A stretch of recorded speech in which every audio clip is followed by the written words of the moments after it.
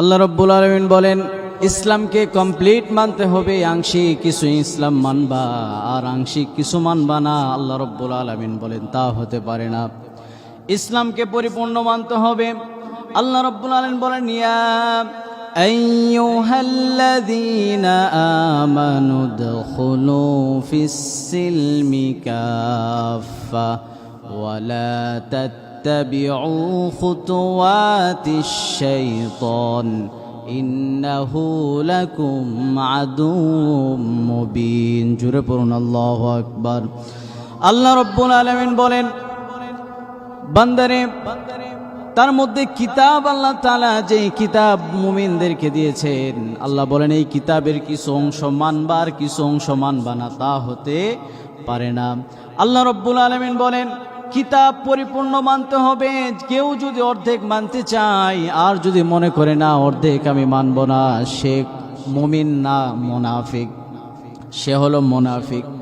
আমার ভাইরা, ইমাম সাহেব নামাজ পড়াচ্ছে, ইমাম সাহেব নামাজে দাঁড়াইছে, যদি সূরা ফাতিহার শুরুতে যদি সূরা ইখলাস পরে ফাতিহা পড়ে নামাজ হবে?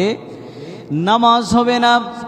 আপনার নামাজ, আপনি মুসল্লি হিসাবে পিছনে দাঁড়ায় থাকবেন, মুসল্লি হিসাবে আপনার দায়িত্ব হবে পিছন থেকে আপনি চুপ থাকবেন না, লোকমা মেরে দিবেন, লোকমা দিয়ে সেটা করে চেঞ্জ করে দিবেন।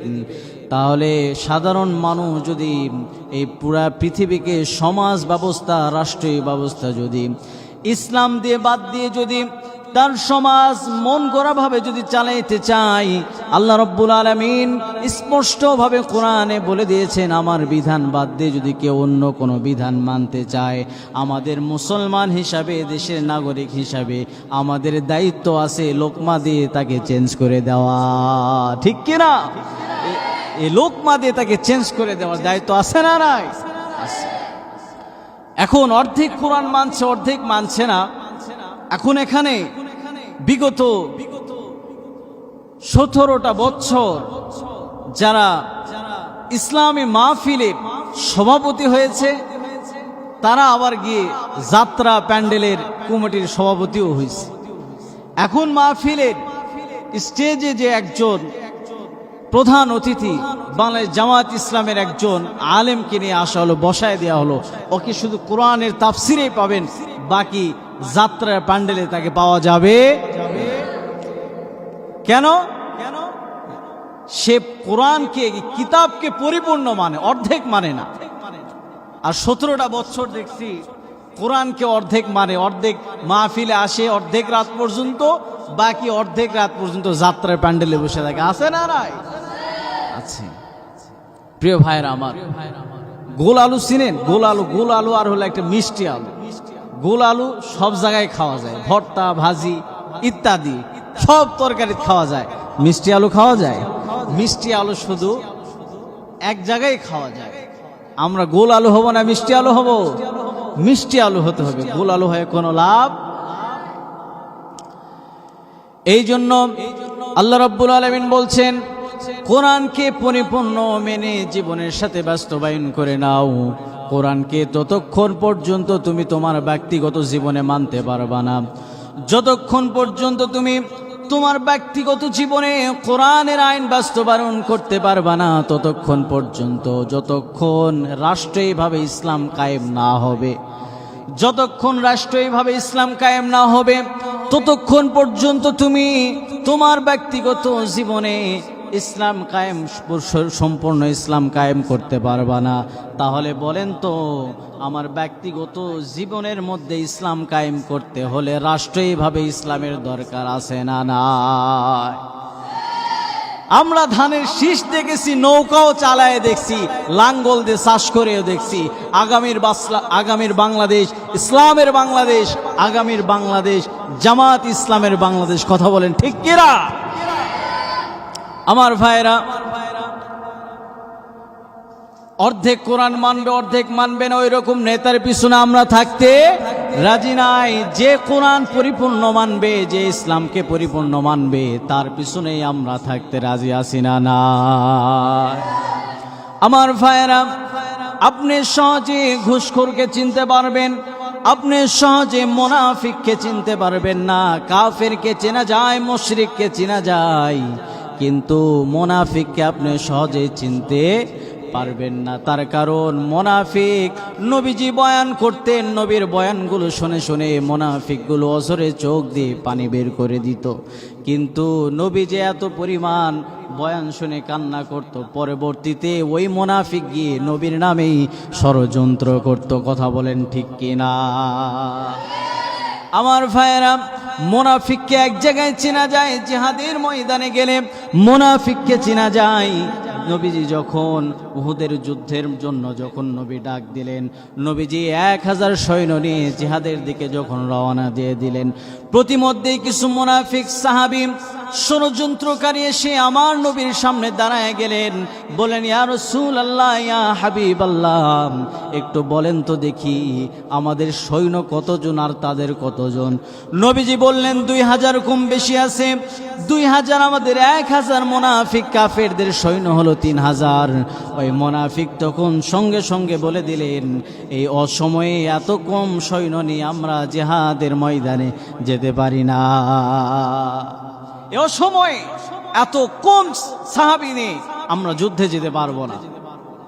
নবীজি বললেন, সাহাবী তোমরা শোনো, তোমরা যদি জিহাদের ময়দানে না যাও, আমি নবী ঘোষণা দিয়ে দিলাম, আমি নবী একা গিয়ে কাফেরদের বিরুদ্ধে লড়াই করব, তারপরেও বাতিলের সামনে মাথা নত করব না। সুবহানাল্লাহ। আমার ভাইরা, কলিজার টুকরা বাবারা, নবীজি আমার সাহাবীদেরকে রওনা দিয়ে দিলেন। নবীজি নিয়ে চলে যাচ্ছিলেন। আমার নবী যুদ্ধের ময়দানে সবগুলোকে প্রস্তুত করে নিলেন। 70 জন সাহাবীকে নবীজি এক জায়গায় দাঁড় করায় দিলেন। বললেন, তোমাদের যুদ্ধ করা লাগবে না, তোমরা এই গিরিপথে দাঁড়ায় থাকো, তোমরা দেখবা কখন এই পথ দিয়ে কাফেররা প্রবেশ করে। যখন কাফেররা প্রবেশ করতে লাগবে, তুমি সঙ্গে সঙ্গে তীর দ্বারা মোকাবেলা করবা। নবী যুদ্ধ শুরু করলেন। ইসলামের বিজয় নিশ্চিত হয়ে যাবে। এমন সময় ওই 70 জন সাহাবী যখন দেখলেন সব কাফেররা শেষ হয়ে গেছে, ইসলামের বিজয় একবারে সামনে নিকটবর্তী এসেছে, নবীর অনুমতি ছাড়াই তারা সঙ্গে সঙ্গে ওই জায়গা ত্যাগ করে ফেললেন।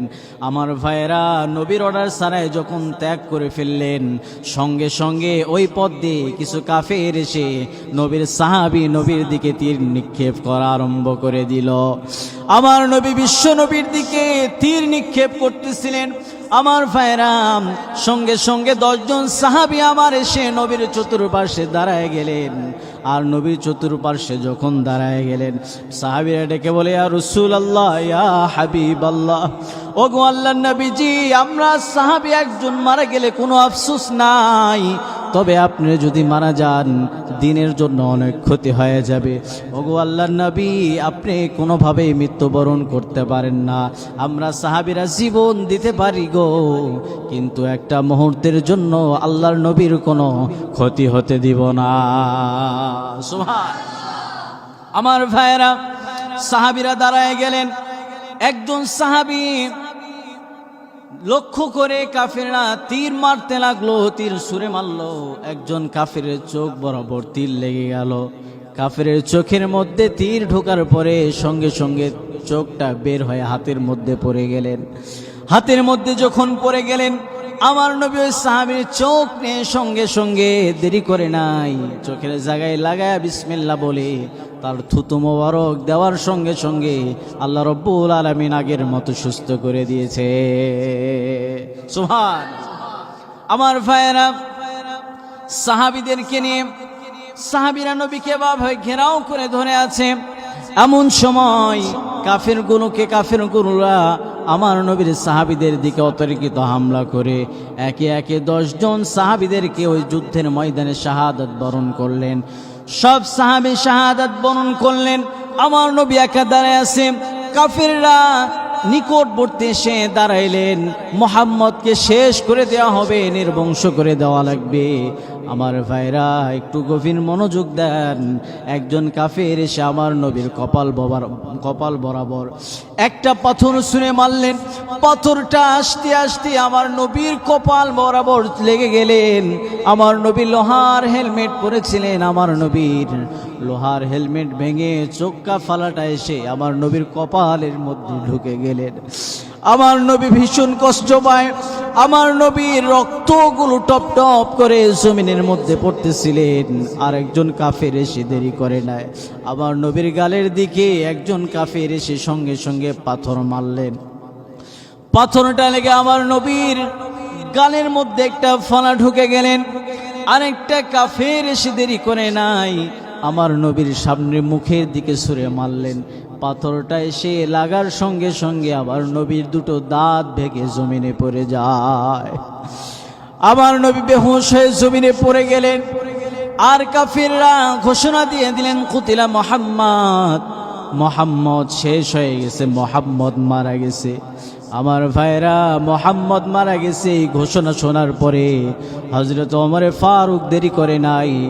ওমরে ফারুক বলে, যে নবী দুনিয়ায় নাই ওই নবী দুনিয়ায় নেই, নবী দুনিয়ায় থাকবে না, আমি ওমর বেঁচে থেকে কোনো লাভ নাই। আমি ওমর ঘোষণা দিয়ে দিলাম, আসো জিহাদের ময়দানে লড়াই করে যুদ্ধ করে আমি ওমর জিহাদের ময়দানে শাহাদাত বরণ করে নিব। আমার ভাইরা, হযরত ওমর যুদ্ধের ময়দানে চলে আসলেন। আর হযরতে আবু বকর খুঁজতেছেন, না নবীজি এখন মৃত্যুবরণ করতে পারে না, দিনের দাওয়াত দিয়ে এখনো পর্যন্ত শেষ হয় নাই। হযরতে আবু বকর ঘুরতে ঘুরতে, আবু বকর খুঁজতে খুঁজতে নবীকে পেয়ে গেলেন। একটা গুহার ভিতরে আমার নবী রক্ত মাখা শরীর নিয়ে পড়ে আছেন। আমার নবীর সামনে দাঁড়ায় গেলেন। আমার নবীজি বিশ্ব নবী জনাবে রাসূলুল্লাহ চেহারা মোবারক রক্তে লাল হয়ে গেছে। আমার নবীকে চেনা যায় না, আমার নবীকে দেখাও যায়, বোঝাও যায় না এটা আমার নবী। আবু বকর বুকের মাঝে জড়ায় নিয়ে বলে, ইয়া রাসূলুল্লাহ, ইয়া হাবিবাল্লাহ, যেই কাফেরগুলোকে আপনাকে মেরেছে, যেই কাফেরগুলোকে আপনি রক্তাক্ত করেছে, ইয়া রাসূলুল্লাহ আপনি দেরি করবেন না, আপনি ওই কাফেরদের জন্য লানত দান, লানত বর্ষণ করেন, আল্লাহর পক্ষ থেকে আযাব আসবে। আমার নবী বলেন, ও আবু বকর, তুমি জানো না এই সাহাবীগুলো আমাকে, এই কাফেররা যে আমি নবীর রক্ত ঝরাইল, এই রক্তগুলো জমিনের মধ্যে পড়ছে, তবে একদিন দেখবা এই রক্তের বিনিময়ে আল্লাহ রব্বুল আলামিন একদিন এই দুনিয়াতে, এই পুরা পৃথিবীর ময়দানে আল্লাহর দিন কায়েম করে দিবে। রক্তের বিনিময়ে কি কায়েম হয়? দিন প্রতিষ্ঠিত হয়, আল্লাহর দিন প্রতিষ্ঠিত হয় রক্তের কারণে। আমাদের দেশে হাজারো শহীদদের রক্ত আছে, আমাদের দেশে নিজামের রক্ত আছে, আমাদের দেশে আল্লামা সাইদের রক্ত আছে। এই রক্তের বিনিময়ে হলেও আমার বাংলার জমিনে একদিন কালেমার পতাকা উঠবে, উঠবে। কথা বলেন ঠিক কিনা? এদেশ তোমরা কি মনে করেছো? আলেমদের আগামী বাংলাদেশে আলেমরা ক্ষমতায় আসবে, বসবে, সুন্দরভাবে দেশ পরিচালনা করবে। আপনারা চান কি চান না? আল্লাহ রাব্বুল আলামিন আগামীর বাংলাদেশকে সোনার বাংলা হিসাবে, ইসলামের বাংলা হিসাবে কবুল করুক। সকলে পড়ুন আমিন।